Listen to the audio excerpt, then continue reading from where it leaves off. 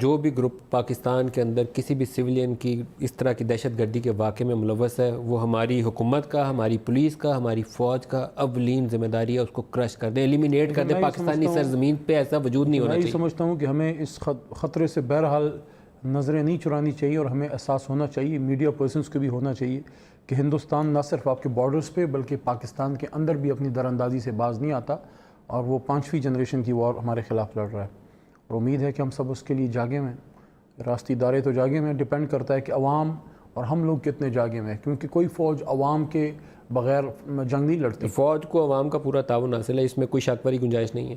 میں سمجھتا ہوں کہ اندر آپ کا جو سسٹم ہے وہ اتنے اچھے مضبوط ہونے چاہیے کہ گنجائش نہ بچے ایسے واقعات۔ اندر جو ہمارے خلاف ایک شک کی فضا پیدا کرنے کی کوشش کی جاتی ہے، ہمارے خلاف جو ہے اداروں کے خلاف جو ایک ماحول بنانے کی کوشش کی سر میں جاتی ہے، پورے اپنے ٹاپک سے ڈسٹریکٹ کر گیا ہوں، لیکن جو بھی گروپ یہاں موجود ہے، اس پہ بھی ہمیں نظر رکھنی چاہیے۔ علی محمد صاحب، جو بھی گروپ یہاں موجود ہے جو اس واقعے میں ملوث ہے، اس کو قرار واقعی سزا ملنی چاہیے۔ ریاست کرے گی انشاءاللہ، قوم کر کے دکھایا اس کو کہ اس نے ایک شہری کو شہید کیا تھا، یہ سزا دیا، پورا گروپ اڑا دیں، اس کا چھوڑے نہیں، اس کو زیرو ٹالرنس ہے دہشت گردی کے زیرو خلاف۔ ٹالرنس کر کے دکھائے۔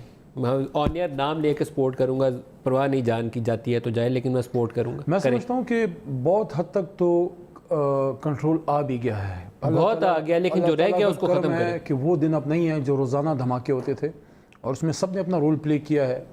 کراچی میں جو حالت تھی وہ بھی آپ کے سامنے ہے۔ بہرحال آپ کے سوال کی طرف آتا ہوں، آپ نے پوچھا کابینہ کی۔ ایک وہ زمانہ تھا جو کہ میں 25-30 سال پہلے کی نہیں بات آپ کو کر رہا، آج سے صرف سال پہلے جو حکومت تھی بیرسٹر صاحب کی، میاں صاحب نواز شریف صاحب 8 مہینے کابینہ کی میٹنگ نہیں ہوتی تھی۔ ہر ہفتے میٹنگ ہوتی ہے، 8 گھنٹے عمران خان صاحب بیٹھے ہوتے ہیں۔ یہ اچھی کام ہے، ان کو ریگولرلی کرنا چاہیے، سپروائز کرنا چاہیے اس میں یہ پروسیس۔ سمجھتا ہوں کہ بہتری کی گنجائش ہمیشہ رہتی ہے، لیکن جتنی آپ کو اپرچونٹی ملتی ہے اس کیبنٹ میں گفتگو کرنے کی، ایک ایک چیز تھریڈ بل ڈسکس ہوتی ہے۔ ایسا نہیں ہوتا کہ عمران خان صاحب جو ہیں وہ گفتگو کر رہے ہیں، سب لوگ بت کی طرح بیٹھے ہیں اور وہ کہہ رہے ہیں کہ یہ ہو گیا، اور سب کہتے ہیں کہ یس سر۔